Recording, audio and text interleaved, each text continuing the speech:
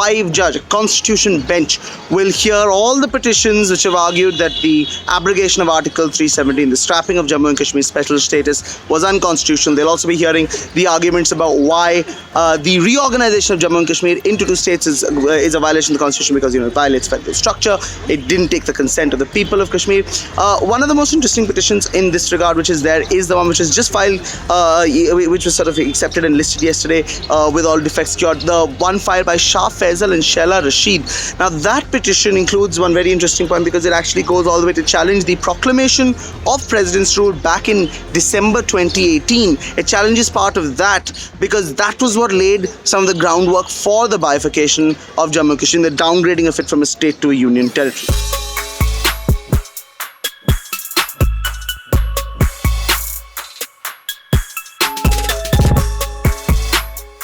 The problem with the information is there's too much information. As I said, there's different narratives flowing on the social media, on the news. Some people are saying that the situation is completely normal there, and some people are saying the situation is much more aggravated this time. So that is creating a lot of confusion and frustration inside a person, because if I'm normally frustrated and hearing different versions and not knowing the ground reality of the Kashmir makes you more flustered.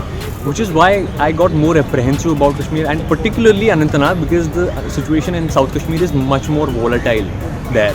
So that caused a more apprehension inside me, and there's only one way to alleviate that was, as I said, was to talk to my family. But since there was no means available for me to talk to my family, that aggravated the whole thing, and I wanted to do something about it. And which is why I approached the Supreme Court in the first place.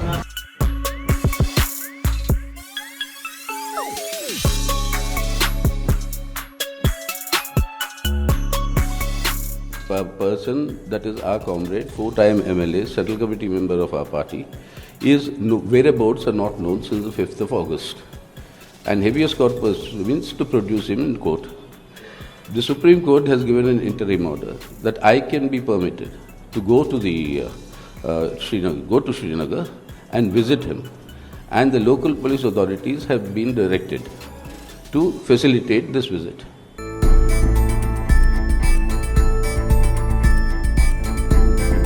Anuradha Bhasin's and Tehseen Poonawala's. Now those petitions have also noticed as an issue there as well. They are not being heard urgently, even though there have been requests for that to happen. They will be heard after 7 days. Within 7 days, the government has to give their responses to these petitions on the media restrictions and why they're necessary, what's the need to continue them, and so on, and whether that's going to keep happening. And the court will then decide on listing after that.